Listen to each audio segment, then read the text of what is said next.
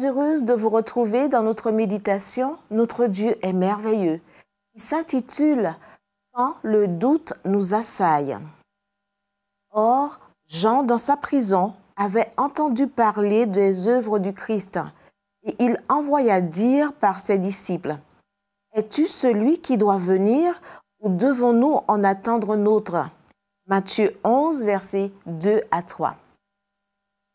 Bien que cela paraisse étrange, le Jean dont parle notre texte d'aujourd'hui est le même que celui qui un jour, en voyant Jésus passer, dit de lui « Voici l'agneau de Dieu » Jean 1, verset 36.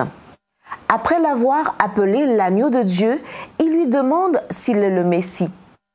Au moment de cette question, le Baptiste a déjà passé plusieurs mois en prison. Durant ce temps, il n'a pas entendu dire que Jésus avait tenté de le libérer. Par contre, il a entendu parler de ses puissants enseignements, de ses miracles et de sa célébrité grandissante dans la Judée tout entière. Luc 7, verset 17. Le fait est que le ministère de Jésus, si centré sur les œuvres de miséricorde, ne correspondait en rien au message que Jean avait annoncé. Ce message, en effet, ne parlait pas de miséricorde, mais de jugement. Tout arbre, donc, qui ne produit pas de bons fruits, est coupé et jeté au feu. Matthieu 3, verset 10. Celui qui vient après moi vous baptisera d'Esprit Saint et de feu. Verset 11. Où était le feu? Autrement dit, ce que Jésus faisait et disait, ses sermons et ses miracles, n'étaient pas exactement ce à quoi Jean s'attendait. Que dit le Seigneur aux émissaires de Jean-Baptiste? Il ne leur donna pas de réponse immédiate. Par contre, il poursuivit son œuvre. À l'heure même, Jésus guérit plusieurs personnes de maladies, d'infirmités et d'esprits mauvais. Et il rendit la vue à de nombreux aveugles. Puis, il dit aux émissaires, « Allez rapporter à Jean ce que vous avez vu et entendu. » Luc 7, versets 21 et 22.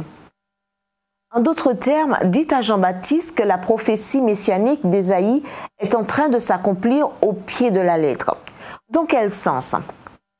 L'Éternel m'a envoyé pour porter de bonnes nouvelles à ceux qui sont humiliés, pour panser ceux qui ont le cœur brisé, pour proclamer aux captifs leur libération. Ésaïe 61, verset 1. Dites à Jean que j'ai réalisé mon œuvre, non pas dans le fracas des armes ou en renversant des trônes et des royaumes, mais en s'adressant au cœur humain.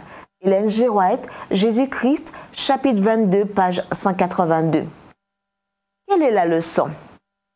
Quand vous pensez que Dieu vous a abandonné ou que vous nourrissez des doutes concernant l'accomplissement de ses promesses dans votre vie, rappelez-vous que son plan avance non selon votre agenda ou le mien, mais selon ses objectifs divins.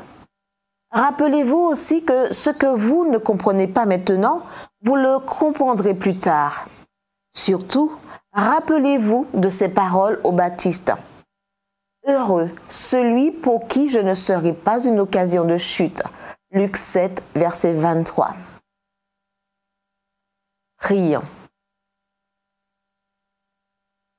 Seigneur Jésus, je te prie pour que tes objectifs s'accomplissent dans ma vie selon ta volonté et pour que quand le doute m'assaille, ma foi puisse s'appuyer totalement sur toi. Au nom de Jésus. Amen.